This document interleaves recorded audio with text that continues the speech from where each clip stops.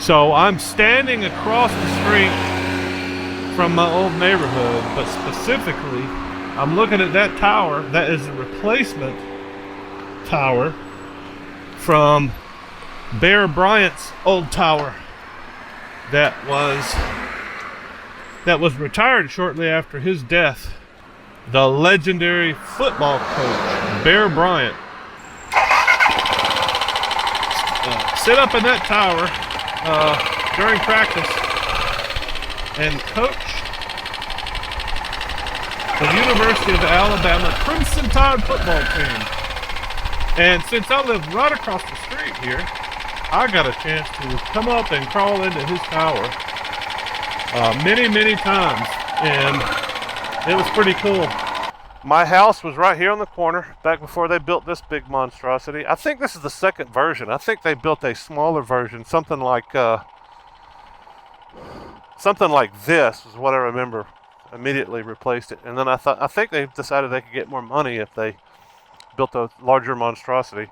But we live right here. This is the first house we lived at when we moved to Tuscaloosa. We rented out the top section, and my little brother and I were the enterprising young men that we were. On game days, you could rent your driveways out. Well, we started renting the driveways out, and then quickly decided that we could make more money by renting a huge parking lot out like this. So what we did on game day, my brother would stand on that end of the parking lot, and I would stand on this end of the parking lot. We would cone the other sections off, and we would charge people $5 to park here.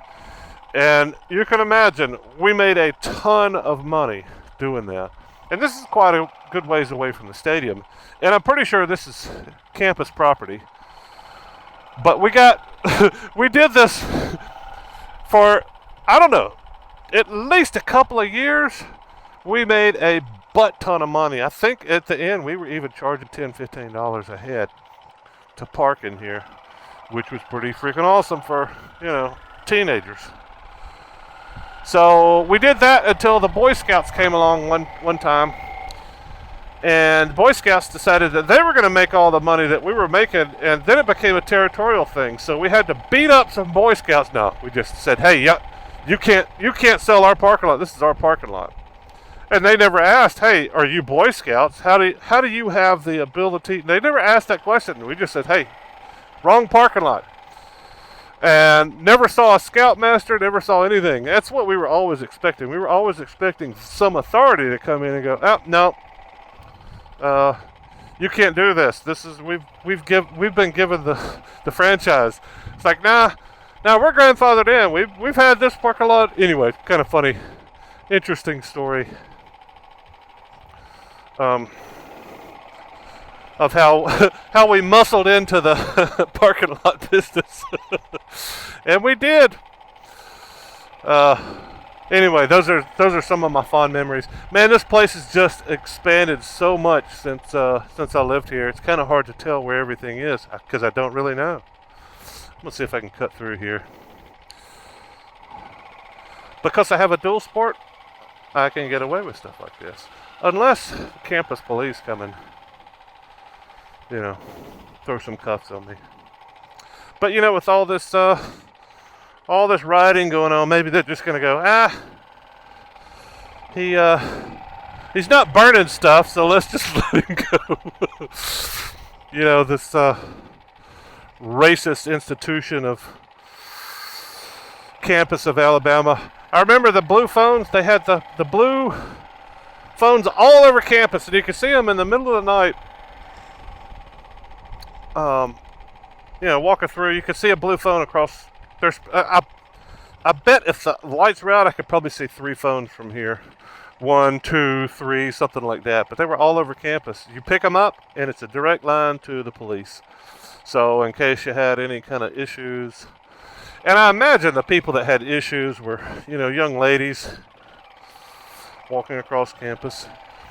And if you didn't know anything about the University of Alabama, we have the most beautiful women in America that walk across this campus. And they're not here now because it's summer and things are never going to return to normal and all that stuff. But You can tell this is a fantastic campus.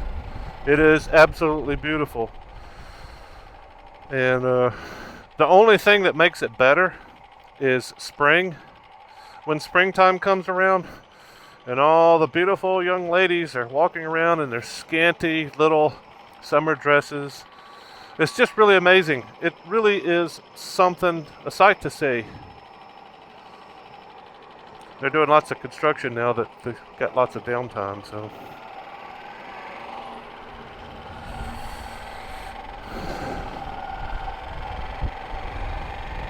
But this was my playground.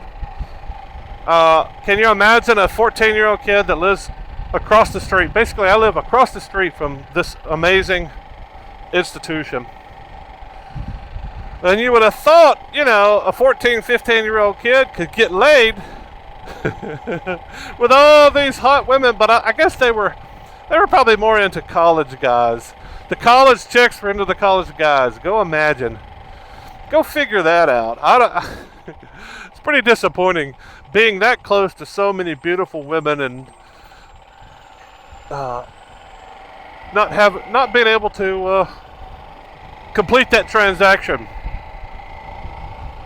Regrettable, but you know, it was only a few years later that I could actually complete a few transactions. So, just, you know, I guess that's probably the standard frustration of young men, boys, is, wow, look at all those ladies who want nothing to do with me because I'm way too young, way too skinny, and have nothing going for me other than, you know, some acne. This place has probably tripled in size since I went to school here. I was class of '89, and it was a big place then. It was a quite, look at how beautiful this thing is. I mean, it's just perfectly landscaped everywhere you go. Now I don't see any flaws. I saw lots of flaws back then. It's like, wow, this is kind of ugly. But, you know, people didn't, you know, football was a thing back then. But I guess that's what they use football to attract all of their students. Now it's not just football. It's like, you gotta have a beautiful campus. You gotta have recreational facilities. You gotta have, you know, you gotta have a lot more going on nowadays than you used to. I think we only lived here like 3-4 months while I was in school. Had this perfect opportunity. Hell, I could walk to class. I mean, it's less than a mile to campus from this house over here. So 3 months after I started Alabama, we moved 6 miles away on the other side of town, which was a real pain in the ass. I started riding my bicycle from that house over there, and I quickly realized that. And I love road biking. I had a really nice road bike, and I loved riding my bicycle. But riding from that side of town on this stretch of road was extremely dangerous. And I had enough close calls that I was like, well, wait a minute. I think I'm done riding my bicycle on the street. At least on this section, and there wasn't really any safe section to ride. If I wanted to get there in a timely manner, I had to get up 20-30 miles an hour, and that's about the only place I could do it. Straight shot, at least. So it was about that time I was like, well, you know, motorcycles are dangerous. I had a lot of close calls back then because I didn't have an understanding of the relationship between speed and people not seeing you. So there was that, and I had all the close calls on my bicycle. I'm like, well, you know, on my bicycle, I'm always being overtaken by cars from the rear that I don't see. That's the big danger. On a motorcycle, I don't have that problem. I can outrun the cars. And this was my second house. Pretty cool house. Had some fond memories there. The fondest memory was driving through campus one day. I saw a chicken running across the road, And I was like, hey, chicken. I just went out and snatched him and put him in the backyard. Had a pet chicken for years and years. Well, maybe a year. And then I had this pretty awesome basketball goal that was out here right behind the house. So anytime I wanted to come play basketball, boom, basketball. Oh, anyway. It was all for naught because right after I started school, we moved 5 miles away. I rode my bicycle to class for a few, maybe 2 or 3 months, and I was like, it's safer to ride my motorcycle. Safer to ride my motorcycle than, even as dangerous as I felt that riding a motorcycle was back then, it was so much safer than riding a bicycle. And I've never forgotten that.